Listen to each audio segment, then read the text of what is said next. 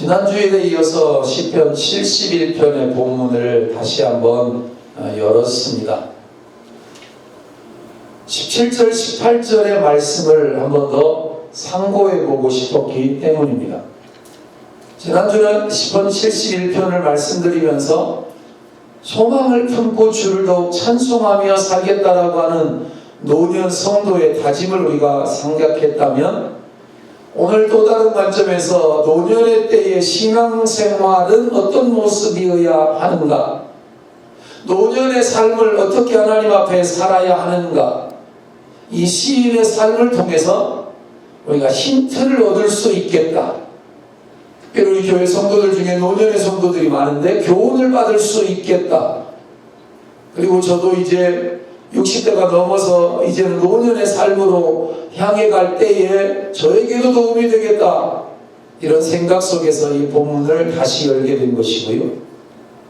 다시 말씀드리면 이 시편 시인은 지금 연세가 얼마가 되었는지, 나이가 얼마인지는 정확히 알 수 없지만 아마 머리는 백발이 되어 온 것 같습니다. 그리고 몸과 기력은 쇠약해질 대로 쇠약해져 있지만, 다행히도 신앙과 기억력과 하나님을 향한 갈망은 젊을 때와 비교해서도 결코 떨어지지 않는, 아니 오히려 젊을 때와의 같든지 젊을 때보다도 더 깊고 더 뜨거운 노년의 때를 살아가고 있는 것으로 보여집니다. 알 수 없는 고난 중에서도 주님을 찬송하는 삶을 살아가겠노라고 다짐하고 있었을 뿐만 아니라, 지금 노년의 때에도 젊을 때 못지않게 믿음으로 살고 소망 가운데 살고, 자녀들과 후대들에게는 말로가 아니라 삶으로 믿음이 무엇인지, 신앙이 무엇인지를, 주의 의를 전파하겠습니다. 보여주겠습니다. 참으로 복된 신앙의 경주를 계속하고 있는 모습을 발견하게 됩니다. 나이가 들면 병들고 연약해지고 기력도 쇠약해지고 기억력도 떨어지는 건 누구나 다 매일반입니다. 여기 나오는 시인도 그렇고 저도 그렇고 여러분도, 우리 모두도 다 마찬가지입니다. 나이 들고 늙는 것을 거부하거나 피할 수 있는 사람은 한 사람도 없습니다. 그리고 그렇게 노년의 때를 누구나 다 경험하게 될 것이고, 어느 날인가 하나님이 부르실 때에 모든 것 내려놓고 죽음을 맞이하게 되고 그 영광스러운 하나님 나라 천국에 가게 될 것이 자명한 이치입니다. 그래서 새롭게 지어낸, 만들어진 단어들이 있습니다. 잘 살자, 웰빙. 잘 죽자, 웰다잉. 그리고 또 하나가 추가됐습니다. 잘 늙어가는 것이 좋다, 웰어깅. 잘 살고 잘 늙어가서 잘 죽자. 성경적으로 말한다면 이런 뜻이 되겠죠. 비록 우리의 겉사람은 낡아지지만 우리의 속사람은 나이가 들어갈수록, 늙어갈수록 날로 새로워져야 한다라고 하는 고린도후서 4장 16절의 가르침이 저는 이 속에 있다고 생각을 합니다. 저와 여러분의 속사람, 우리의 영혼, 우리의 내면세계, 우리의 신앙의 깊이는 나이가 들어갈수록, 늙음이라는 단어와 함께 할수록 더 깊어져 가야 한다. 날로 더욱더 새로워져야 한다는 말씀입니다. 그것이 그리스도인으로서의 슬기로운 노년 생활입니다. 그래서 노인의 때, 노년의 때는 젊었을 때처럼 일할 수는 없습니다. 젊었을 때처럼 많은 역할들을 할 수는 없습니다. 그러나 더 주님과 풍성한 교제는 가능하고, 더 주님과 깊은 기도의 시간도 가능하고, 더 주님을 알아가는 복된 시간도 가능한 시기가 노년의 때인 것입니다. 지난주에도 보령에 가서 동업방을 긋고, 그리고 금요회 기도회에서 말씀을 전하고 왔습니다. 경로당 앞에서 동업방을 구웠는데, 노년의 때는 누구나 다 경로당을 찾아가고 경로당에서 대부분의 시간을 보냅니다. 물론 잘못된 것은 아닙니다. 그리고 TV를 보거나 소일거리를 하거나 미나토라고 하는 것들을 치면서 시간을 보내는 모습들을 흔히 보게 됩니다. 그러나 그런 것도 물론 중요하지만 젊었을 때에는 자식 키우느라고, 자식들 뒷바라지하느라고, 그리고 자식 여우느라고 눈코 뜰 새 없이 바쁜 삶으로 인해서 주님보다 세상을 좀 더 가까이 하면서 세상적인 삶에 더 치중했다면, 이제는 노년의 때에는 오히려 하나님을 생각하고, 노년의 때에는 오히려 못 읽었던 성경도 좀 가까이 하고, 그리고 찬송도 좀 더 가까이 하면서 주님을 더 가까이 할 수 있는 기회로 삼을 수 있으면 더 좋겠다라고 하는 것입니다. 더 좋게. 그러나 안타깝게도 대부분의 노년 성도들의 삶을 보면 여전히 자식이 우선이거나 여전히 자식이 우상이고, 그 다음에 건강이고, 그리고 주님은 여전히 뒷전인 삶을 살아가는 것들을 자주 보게 됩니다. 그래서 여러분에게, 제가 경험한 한 분의 권사님 이야기를 언젠가 잠깐 짧게 했습니다만, 오늘은 조금 더 작정을 하고 좀 이런 삶을 한번 살아볼 수 있으면 좋겠다. 우리 장모님도 여기 지금 예배에 참석해 계시는데, 제가 포항에서의 사역을 갈무리하고 경기도 남양주 화도에 있는 작은 교회로 부임해서 만났던 할머니 권사님의 이야기입니다. 그 권사님은 올해 이제 90세가 되었을 것입니다. 그러니까 제가 만났을 때는 80대 후반에 이제 만난 것인데, 그분을 지금도 두고두고 기억할 수밖에 없었던 몇 가지 일들이 있습니다. 그분의 삶의 아름답고 존경스러운 삶을 저도 나중에 따라하고 싶은 생각도 들었고, 나도 노년에는 저렇게 권사님처럼 한번 살아야 되겠다라고 다짐케 하는 그런 신선한 충격을 그 권사님을 통해서 경험했습니다.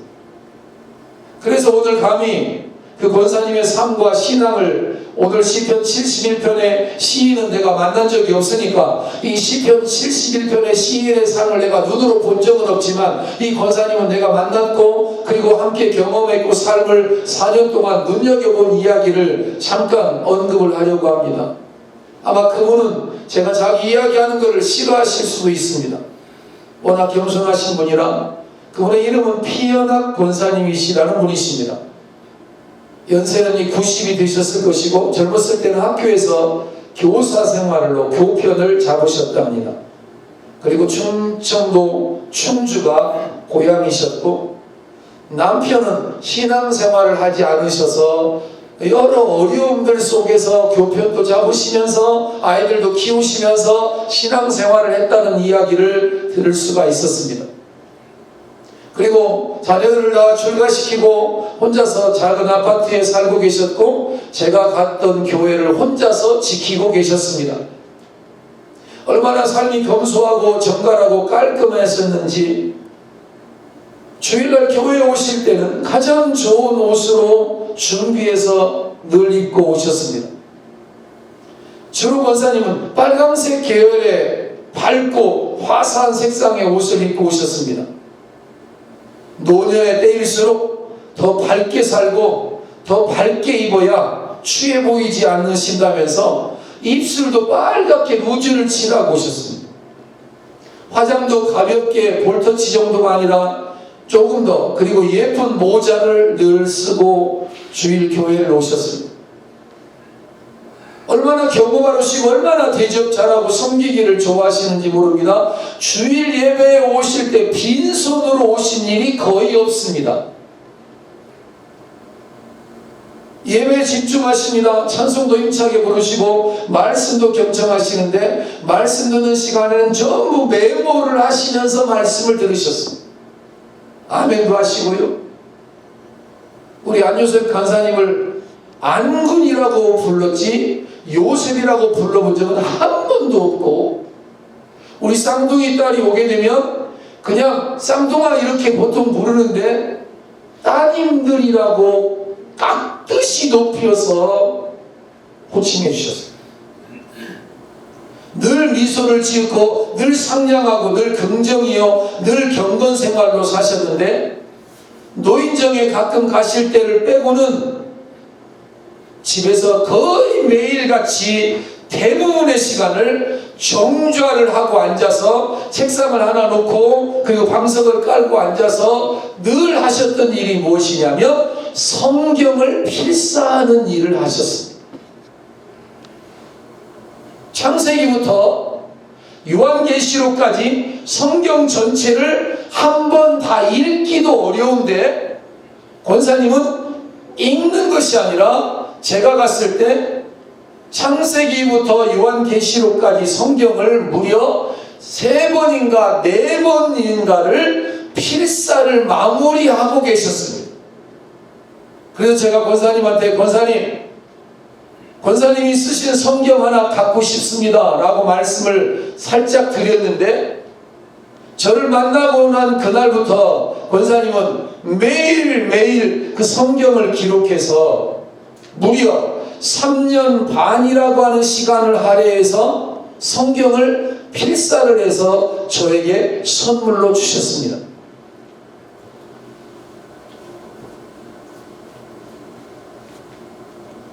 이 성경이 바로 그 권사님이 저를 만나고 난 그 직후부터 창세기부터 쓰시기 시작해서 창세기 출애굽기부터 해가지고 마지막 요한계시록까지 성경을 쓰셔서 저에게 주신 성경이 바로 이 성경책입니다.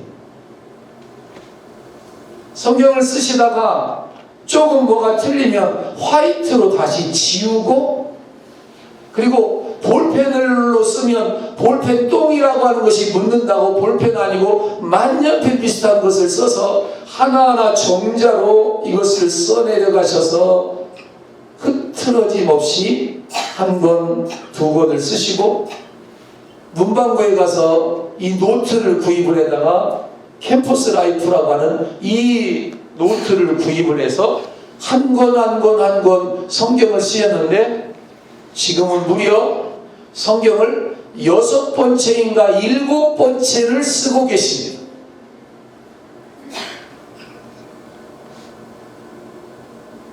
한 번 쓰는데 3년 반 정도가 걸린다고 하니까 30년, 40년을 성경 쓰는데 집중하시면서 사셨습니다. 그리고 나서 제가 위봉교회로 오면서 권사님과 헤어지게 되었고 권사님은 남양주에서의 이제 삶을 접고 서울에 사시는 따님의 집으로 거처를 옮기셨는데 그곳에서도 지금 성경 필사를 쉬시지 않고 계속한다는 통화를 할 수 있었습니다. 90세가 되신 노인 권사님의 노년 생활, 노년의 신앙생활, 여러분 저 여러분들에게 성경을 쓰라는 이야기가 아닙니다. 너무너무 하나님을 사랑하고 노년의 삶이 하나님을 너무너무 갈망하는 이런 신앙의 삶도 있다, 이런 신앙인, 이런 모델도 있다라는 사실을 잠깐 소개하고 싶은 것 뿐입니다. 절제된 삶, 경우 바른 삶, 예의 바른 언행, 늘 긍정, 늘 웃음, 늘 기도, 늘 말씀을 사랑하시는 이런 권사님들이, 이런 믿음의 선배들과 이런 믿음의 귀감을 갖는 모델 성도들의 노년의 삶이 이 땅에 많아지고 더 많아지게 되기를 주님의 이름으로 축복합니다. 그리고 우리 교회 권사님들과 우리 교회 집사님들과 노년의 성도들도 하나님 안에서 무엇인가, 하나님 안에서 하나님과 관계되어진 어떤 일들, 새롭게 찬송을 배워간다든지 아니면 말씀을 좀 읽는다든지 말씀 공부를 하기로 하면 이렇게 성경을 필사하는 일이라도 한번 해본다든지 아니면 주기도문을 한번 써본다든지 사도신경을 한번 써본다든지 아니면 성경의 어떤 것이라도 하나님과 관계되어진 어떤 일들이라도 한번 경로당 가는 시간 좀 줄이고라도 이 방송을 듣는 성도 여러분의 삶에도 마찬가지, 노년의 삶이 젊을 때 못했던 하나님과의 관계 맺기, 하나님 안에서의 이런 일들이 많아지게 되어지기를 주님의 이름으로 축원을 드리고 싶습니다. 법적으로는 몇 살부터 노인인가를 두고 의견이 분분합니다. 예전에는 65세 기준으로 대우를 했습니다. 그래서 65세가 되면 연금도 나옵니다. 그리고 나라에서도 지원금이 나옵니다. 제가 어떤 모임에 가서 그 지원금을 받았는데 왜 거기는 11조 생활도 안 하시죠? 이것도 하나님 앞에서 열애 하나가 아까워서 그러신 것인지 몰라도 오히려 그런 거에서부터 작은 것에서부터 열애 하나를 마중물로 하는 삶을 살기를 제가 축복하며 기도한 적도 있습니다만 65세 기준으로 대우를 하면서 연금도 나오고 나라에서 나오는 경우도 있는데 요즘은 70세로 상향 조정하자는 의견도 있습니다. 자, 법적인 문제는 둘째치고 연세가 80이 넘어도 90이 되어도 청춘 같은 분이 있는가 하면 이제 60세밖에도 안 되었는데도 그저 모든 것 내려놓고 이제 인생 다 사신 것처럼 살아가는 사람들도 있다는 것이 사실입니다. 우리나라 통계청의 발표를 조사해 봤습니다. 좀 몇 년 지난 통계지만 한국인의 평균 기대 수명은 83.3세입니다. 그러니까 우리 이완석 집사님이나 우리 권사님들은 평균 나이보다 훨씬 더 많이 사신 것이죠. 장수의 축복이죠. 83세. 남자는요 80세, 여자는 86세. 여자가 남자보다 6년이 더 길었습니다. 아무튼 그렇게 전 세계에서 여자의 평균 기대 수명이 가장 높은 나라는 일본이었고 우리보다 1년을 더 많이 살았습니다. 남자의 평균 기대 수명이 세계상에서 가장 긴 나라는 스위스라고 하는 나라였는데 우리나라 사람보다 1년 더 많이 살았을 뿐입니다. 따라서 오늘 대한민국은 세계에서 장수하는 나라에 속하게 되었다는 뜻이기도 합니다. 유엔은 65세 이상의 노인 인구가 전체 인구의 7%를 차지하면 고령화 사회, 14% 이상이면 고령 사회, 21% 이상이면 초고령 사회라고 구분하고 있는데 우리나라는 14%를 넘어서 이미 고령 사회, 초고령 사회가 되었습니다. 그래서 경로당도 많고 노인정도 물론 많고 그리고 요양병원도 많고 그런 시설들도 참으로 많은데 그만큼 노인 인구의 비율이 증가하고 있는 것이고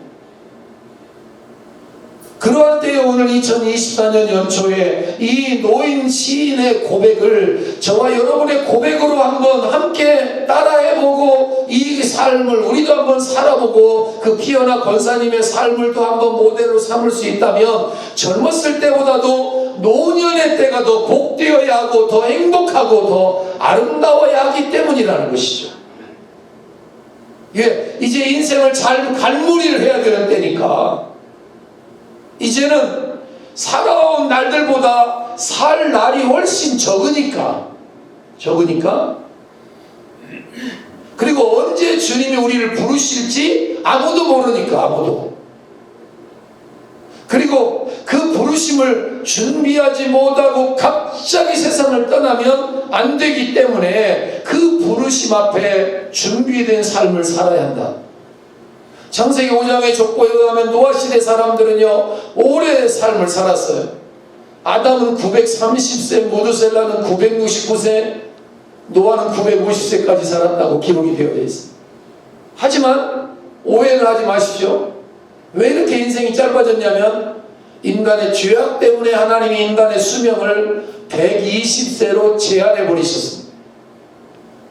창세기 6장 3절의 기록 그리고 그 후에 시편 90편의 기자는 우리의 연수가 70이요 더 떨어집니다. 강건하면 80이라도 그 연수 그 나이의 자랑은 수고와 슬픔뿐이다. 신속히 나이가 먹고 지나가는데 마치 화살이 날아가는 것처럼 그렇게 세월이 지나간다. 레위기의 서원에 관한 규정을 보면 고대 이스라엘 사회에서 노인은 60세부터 그리고 유다를 다스린 14명의 왕의 평균 수명은 44세 그래서 구약 성경에서의 나이가 들어가는 것은 때로는 부정적으로 그려지기도 했던 것이죠.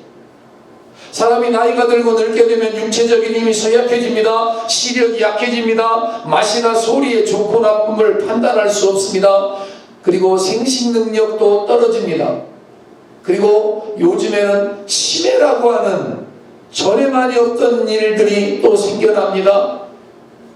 그래서 성경은 인생의 덧없음을 가르치는 전도서에서 청년들에게 이렇게 말합니다. 장차 우리가 곤고한 날을 만나게 될 건데, 장차 우리 모두가 곤고하고 고생스러운 날, 세번역에서는, 그리고 아무런 낙이 없다고 할 그러한 때, 이제 사는 것이 즐겁지 않다, 이제 하나님 나라 가야 하겠다, 하나님 나라를 더 사모한다, 이런 나이에 대해서 경고하면서 젊은이들에게 이렇게 경고했습니다. 젊을 때에 너의 창조주를 기억하라. 하나님을 온전히 믿음으로 살라. 우리가 노년이 되어보니까, 나이가 들어보니까 젊을 때처럼 하나님 사랑할 수도 쉽지 않고, 믿음으로 산다는 것도 쉽지 아니하고, 기력도 떨어지고 기억력도 떨어지고, 그리고 말씀의 어떤 분별력도 판단력도 떨어지기 때문에, 우리는 젊을 때에 하나님 중심으로 못 살았던 때가 많은데, 너희들만큼이라도 젊을 때부터 하나님을 생각하고 젊을 때에 예배하고 찬양하며 하나님 일들을 감당하면서 살아가라. 이와는 다르게 구약 성경에서 나이 들어가는 것을 긍정적으로 묘사하는 구절들도 물론 많습니다. 육체적인 힘은 쇠약해지지만 세상의 질서와 인간의 본질을 통찰하는 지혜는 노인들만의 특징이니까요. 특별히 노년의 백발, 흰머리를 말하는 건데, 이 흰머리는 젊은이의 힘과 대비되는 아름다운 특징으로 말해지고 있기도 합니다. 잠언서 20장 29절, 젊은 자의 영화는 그의 힘이요 늙은 자의 아름다움은 백발이니라. 잠언 16장 31절, 백발은 여호와의 면류관이라 공의로운 길에서 얻으리라. 백발이 되어지는 거, 나이가 들어가면서 남자도 여자도 머리가 휘어져가는 이 백발을 아름다움이라고, 영광이라고, 영광의 꽃이라고 말을 해놓았습니다. 그것은 인생을 공의롭게 산 사람에게 하나님께서 주시는 면류관이라고 말씀했던 것입니다. 지금 이 성경이 기록되어질 때는 머리 염색약 이런 것들은 아마 없었을 테니까 나이가 드시면 다 머리도 휘어지게 되어졌던 것이겠죠. 그러나 사실은 노인이 되었다고 해서 모두 지혜로운 사람이 되거나 어른이 되는 것도 아닙니다. 삶의 아픔과 깊이를 겪어보지 못한 사람, 시련과 인내의 시간과 무너지고 다시 일어서 본 경험이 없는 사람, 특별히 하나님을 믿는 믿음이 없는 사람, 하나님의 말씀이 없는 노년의 성도들에게서는 젊은이들이 배울 것들이 많지 않습니다. 젊은이들에게 삶의 안내자가 되어줄 수 없습니다. 왜? 인생이 어디로서 와서 어디로 가는지도 모르는 사람에게 뭘 배울 수 없기 때문입니다. 그러나 오늘 예수 믿는 저와 여러분, 예수를 믿고 하나님을 믿고 예수 그리스도 안에 살아가는 우리 노년의 성도들은 인생이 무엇인지 압니다. 인생이 하나님께로 와서 하나님께로 가야 한다는 것도 알고요, 삶의 이유와 목적에 대해서 우리가 압니다. 따라서 내가 노년의 때에 주의 의를 우리 후손들에게 전하겠습니다. 이 시인의 고백이 저와 여러분의 고백이 될 수 있습니다. 왜 사는지 어떻게 살아야 하는지를 말해 주어야 합니다. 사랑하는 여러분, 오늘 이 아침에 시편 71편 기자의 기도를 저의 기도, 우리의 기도로 고백하며 따라할 수 있게 되기를 주님의 이름으로 축복합니다. 한번 읽어볼까요? 하나님이여, 내가 늙어 백발이 될 때에도 나를 버리지 마시며 내가 주의 힘을 수대에 전하고 주의 능력을 장래의 모든 사람에게 전하기까지 나를 버리지 마소서. 무슨 이야기죠? 내가 늙어서 백발이 되었는데 하나님 나를 버리지 말아 주시옵소서. 내가 하나님 나라 갈 때, 천국 갈 때 하나님 나라의 이름책, 생명책에 기록되게 해주실 뿐만 아니라 내가 노년의 때 하고 싶은 것이 있는데 두 가지가 있습니다. 하나님, 내가 주의 역사, 하나님의 이야기와 예수 그리스도의 이야기를 후대 사람들에게 내가 전하는 일을 잘할 수 있도록 도와주십시오. 주의 능력, 주께서 함께 하신 이야기, 주께서 우리의 삶 속에 역사하셨던 이야기들을 장래 사람들에게, 후손들에게 전할 수 있을 때까지 나를 버리지 말아 주십시오. 다른 말로 말할게요. 쉽게 말하면 내 후손과 내 자녀들이 다 예수 믿을 때까지 나를 죽지 말게 해주셔서 내가 그들에게 예수 믿을 것을 말하고 예수의 생명을 전하고 그들이 모두 다 예수 믿을 때까지 나를 버리지 말아 주십시오. 그 뜻입니다. 노년은 추억을 먹고 산다는 말이 있습니다.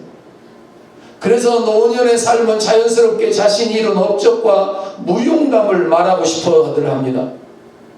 그러나 예수 그리스도의 사도로 평생 복음을 전하며 많은 교회를 세웠던 사도 바울은 노년이 되어서 자신의 삶을 뒤돌아보면서 빌립보에 있는 교인들에게 이렇게 편지했습니다. 내가 이미 얻었다 함도 아니요 온전히 이루었다 함도 아니라 나는 아직 내가 잡은 줄로 여기지 아니하고 오직 한 일 즉 뒤에 있는 것은 잊어버리고 앞에 있는 것을 잡으려고 표대를 향하여 그리스도 예수 안에서 하나님이 위해서 부르신 부름의 상을 위하여 달려가노라. 뒤에 것은 잊어버리고 달려간답니다. 하나님이 주실 상을 기대하면서 달려간답니다. 부름의 상을 위하여 그리스도 예수와 함께 달려가는 삶. 바울의 인생 황혼기의 고백입니다. 사람은 노년이 되면 배움을 쉽게 놓아버리는 경향도 있습니다. 신앙생활에서도 자신의 경험담으로 인해서 하나님의 영광을 가리는 경우들도 있습니다. 그러나 바울은 뒤에 있는 것은 잊어버린다. 내 지식, 내 경험 그 잊어버린다. 그리고 앞을 생각한다. 천국을 생각한다. 하나님 나라를 생각한다. 나의 옛날의 과거의 모든 것은 배설물처럼 똥 오줌처럼 여기고 버린다. 나는 앞만 보고 달려가는 삶을 살아간다. 누구든지 그리스도 안에 있으면 새로운 피조물이라고 성경은 말합니다. 바울은 너희는 유혹의 욕심을 따라 썩어져가는 옛사람 벗어버리고 예수 안에서 하나님을 따라 의와 진리의 거룩함으로 지으심을 받은 새 사람을 입으라고 요청하며 권면하기도 했습니다. 성경은 모세가 죽을 때 나이가 120세였습니다. 그러나 그의 눈이 흐리지 아니하였고 기력이 쇠하지 아니하였다라고 기록하고 있습니다. 120세가 되었는데 눈이 어둡지 아니하고 침침하지도 않고 기력도 쇠하지 않았는데 왜 죽었는가? 그러면 왜 하나님이 부르셨는가? 사명을 다했기 때문이 아닐까요? 역으로 이해한다면 사명 가진 자는 죽지 않는다는 말이 아닐까요? 인간이 죽는 것은 늙었을 때가 아니라 사명을 완수할 때라는 사실을 알게 되면서 나이를 먹는 것은 늙어가는 것은 막을 수 없지만 흰머리가 되어져가는 것은 막을 수 없지만 기력이 쇠해지는 것은 막을 수 없지만 노년의 바울처럼 앞에 있는 것을 잡으려고 부르신 부름의 상을 향하여 믿음으로 살아가는 노년, 믿음으로 경주하는, 나는 믿음으로 살겠습니다. 믿음으로 경주할 것입니다. 후대에게, 우리 후손들에게, 내 아들, 딸들과 내 자녀들에게, 자녀손들에게. 여러분 이번 설 명절 만나면 세뱃돈만 달랑 주지 마시고 예수 믿는 믿음을 확인하시고 예수의 믿음까지 함께 선물로 줄 수 있었으면 좋겠습니다. 각자 알아서들 믿겠죠 뭐. 지들이 알아서 하는 거지 뭐 내가 뭐 이래라 저래라 해요. 부모 자격이 없는 사람입니다. 진정한 부모, 진정한 자식을 사랑한다면 나는 소원이 하나 있다. 내가 믿는 예수도 함께 믿고 하나님 나라에서 함께 만났으면 좋겠다. 인생은 딱 한 번 사는 건데 나는 나이 들어가는 것이 원통하지 않다. 나는 하나님 나라를 준비하고 있기 때문이다. 그렇습니다. 나이 들면 늙어가는 것은 하나님이 더 나은 세계로 인도하기 위해서 준비하는 방법입니다. 제임스 패커 목사님이 하신 말씀입니다. 나이가 들어가는 것은 하나님이 더 나은 세계로 인도하기 위해서 준비하는 과정입니다. 방법입니다. 이사야 선지자도 이렇게 말합니다. 야곱의 집이여 이스라엘의 집에 남은 모든 자여 내게 들을지어다. 어머니 배에서 태어남으로부터 내게 안겼고 태에서 남으로부터 내게 업힌 너희여 너희가 노년에 이르기까지 내가 그리하겠고 백발이 되기까지 내가 너희를 품을 것이라. 내가 지었은즉 내가 업을 것이요 내가 품고 구하여 내리라. 노인들을 축복하는 말씀이거든요. 하나님께서는 젊은이뿐만 아니라 노년의 성도들이 나이 들어 늙을 때까지 그리고 백발이 되기까지 하나님께서 어린아이처럼 때로는 안고 때로는 업고 우리를 품고 우리를 지켜주시겠다고 약속하셨습니다. 그가 나를 지으셨으니 하나님이 나를 지으셨으니 하나님이 나를 믿게 하시고 예수 구원 얻게 하셨으니 끝까지 나를 업고 품고 구원하겠다. 그렇습니다. 우리도 이 시인처럼 노년의 때에 기도할 수 있어야 우리의 늙었을 때를 대비해서 기도하면서 하나님 나라를 사모할 수 있어야 하는 것입니다. 감사하게도 이 시인은 그냥 늙어서 건강하게 잘 살게 해주십시오 기도한 것이 아니라 하나님의 능력과 하나님의 힘을 후대에게 후손들에게 잘 전할 수 있게 하여 주시옵소서. 이거보다 더 귀한 기도가 없죠. 이거보다 더 귀한 기도. 노년의 때에 후대에게 예수의 복음과 하나님의 사랑을 잘 전할 수 있게 해주십시오. 그 일을 아직 못 전했으면 그때까지 나 부르지 말고 내 생명 연장시켜 주십시오. 이런 뜻입니다. 누가복음 2장에 보면 시므온과 안나 이야기가 나옵니다. 이분들은 고령의 나이였지만 성전을 떠나지 아니하고 늘 기도하셨던 영적 건강이 있었던 노년의 삶. 또한 그들은 정신적인 총명도 있었습니다. 나이가 들어도 사리를 분별하고 하나님 말씀을 읽으며 나이가 들어가면 기억력이 떨어지지만 여러분 하나님이 주시는 총명, 하나님이 주시는 정신적 지혜, 육체적 건강, 영적 건강이 하나님 나라가는 그날까지 저와 여러분의 삶에서 날마다 경험되어질 수 있어야 합니다. 그 일을 위해서 기도하는 우리가 되기를 주의 이름으로 축복합니다. 하나님 나라가는 그날까지 하나님의 집에 나오는 발걸음이 연약해지지 않도록 정약용 선생님이 쓴 목민심서를 보면 걸언예라는 제도가 소개되고 있습니다. 그 안에 80세 이상의 노인들을 나라에서 초대를 하는 거예요. 초대를 해요. 그래가지고 상석에 앉게 하시고 잔치를 베풀어요. 잔치를 영회를 베푼다고.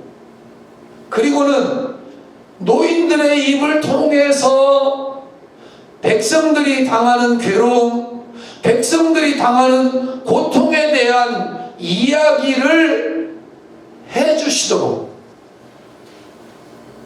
이런 고통을 나는 이렇게 헤쳐나왔다, 이런 괴로움은 나는 이렇게 이겨나왔다, 그런 삶의 경험담을 이야기해 주거나 또는 좋은 의견이 있으면 말씀하시거나 또는 후배들 우리가 잘못하는 거 있으면 지적해달라고 하는 시간들을 가졌다는 거예요. 시정할 방법이 있으면 말해주세요. 노인의 지혜를 좀 말해주세요. 이런 거죠. 노인의 지혜를. 예수 안 믿는 어르신들을 초청해서도 걸 언예라고 하는 이름으로 이런 제도를 시행했다고 하는 건 참 지혜로운 정치 지도자들이잖아요. 지혜로운 정치 지도자들. 80 넘은 노인들은 두려워할 게 없잖아요. 이해 타산할 게 없어요. 그래서 경험담을 거침없이 눈치 안 보고 말할 수 있었기 때문에 활용했던 좋은 제도였던 것이죠. 오늘 시편 기자는 이렇게 기도합니다. 백발이 되어도 하나님의 힘과 하나님의 능력을 후대에게 전할 수 있게 하여 주시옵소서. 오늘 우리도 시편 기자처럼 나이가 들어갈수록 하나님의 쓸모있는 일꾼이 되기를, 하나님 나라를 위하여 기도하기를, 한 살 한 살 우리 등에 나이의 무게가 더해진다고 하더라도 우리는 하나님 앞에 쓸모없어, 이제는 할 일이 없어가 아니라 노년의 때에 하나님 나라를 위하여 기도할 수 있다는 사실, 어느 무명의 사람이 쓴 노년의 때를 위한 기도문을 소개하면서 말씀을 마치려고 합니다. 살아계신 하나님, 주님께서 제가 늙어가고 있고 언젠가는 정말로 늙어버릴 것을 저보다 더 잘 알고 계십니다. 저로 하여금 말 많은 늙은이가 되지 않게 하시고 아무 때나 특히 무엇에나 한마디 꼭 해야 한다고 나서는 치명적인 버릇에 끌리지 않게 해주십시오. 모든 사람의 삶을 바로잡고자 하는 열망에서부터 벗어나게 해주시고 저를 사려 깊으나 시무룩한 사람이 되지 않게 하시고 남에게 도움을 주되 참견하기를 좋아하는 그런 사람 되지 않기를 제 기억력을 좋게 해주시소서. 감히 청할 수는 없으나 제게 겸손한 마음을 주셔서 저로 하여금 말 많은 늙은이가 되지 않게 하시고 아무 때에나 특히 무엇에나 한마디 해야 한다고 나서는 나쁜 버릇에 끌리지 않게 해 주십시오. 제 기억력이 다른 사람의 기억력과 다를 때 혹시나 내가 틀릴 수 있겠구나 하는 마음이 조금이나마 들게 하셔서 나도 가끔은 틀릴 수 있다는 영광스러운 가르침을 주십시오. 제 눈이 점점 어두워지겠지만 뜻하지 않은 곳에서 선한 모습과 선한 재능을 보고 그들에게 선뜻 선한 말을 할 수 있는 아름다운 마음을 주시기를 바랍니다. 노년의 무명의 성도가 썼던 기도문이 우리의 기도문이 될 수 있기를 소망하면서 시편 71편의 이 시인의 기도의 제목과 다짐이 저와 여러분의 기도의 제목과 다짐이 될 수 있다면 우리는 노년이 젊을 때보다 못한 것이 아니라 더 복될 수 있다는 사실을 경험하게 될 것입니다. 제2, 제3의 시인의 후예들로 우리 모두가 살아갈 수 있게 되기를 다시 한 번 더 주님의 이름으로 축원을 드립니다. 참 좋으신 아버지 하나님, 한 해를 또 새롭게 시작하면서 한편으로는 우리가 희망을 생각하지만 노년의 성도들의 삶에는 한편으로는 더 힘겨움, 버거움이라는 단어들이 찾아오기도 합니다. 하나님 아버지 기도합니다. 무엇보다도 영적인 건강을 주시옵소서. 무엇보다도 하나님이여 하나님 나라를 사모하는 믿음의 부유함을 허락하여 주시옵소서. 무엇보다도 먼저 하나님 나라를 우선순위에 놓을 수 있는 지혜를 주시옵소서. 여전히 노년의 때에도 첫 번째 우선순위가 자식이 우상이 되지 않게 도와주시옵소서. 노년의 때에 청년처럼 젊어질 수도 없는데 그런 젊음을 그리워하면서 그 건강을 위해서만 애쓰고 약을 먹고 돈을 쓰고 시간을 낭비하지 않게 도와주시고, 하나님이여 경로당에서 무료하게 시간을 보내는 대신에 오히려 하나님 앞에서 진지하게 시간을 보내는 시간들이 더 많아지게 도와주시옵소서. 그리고 주의 도를 후대에게, 후손들에게, 내 자식들 자녀들에게 예수 복음 전해주지 못한 것을 생각하면 금식이라도 하고, 너희들이 믿기 전에는 내가 입에 밥 한 술 넣지 않겠다, 예수 믿어야 천국 간다, 예수 믿어야 다시 만날 수 있다, 예수 믿는 믿음 못 전해주면 나는 부모도 아니다, 이런 결의에 찬 결기, 곡기를 끊어서라도 이런 결단들이 그리운 때, 하나님 아버지 저들에게 생명의 복음을 전하는 때까지 내 생명을 거두어가 주지 마시옵소서. 이 고백이 우리 모두의 고백되게 하옵소서. 이번 설 명절에 그런 각오와 결단이 있어지게 도와주시고, 먼 길 오느라고 피곤하니까 집에서 푹 쉬어라가 아니라 하나님의 집을 먼저 찾아가서 기도하고 하나님의 얼굴을 구하고 목사님께도 인사하고 성도들에게도 인사하고 바른 가르침이 있어지게 도와주시옵소서. 예수님 우리 주 거룩하신 이름으로 간절히 축원하며 축복하며 기도하옵나이다. 아멘.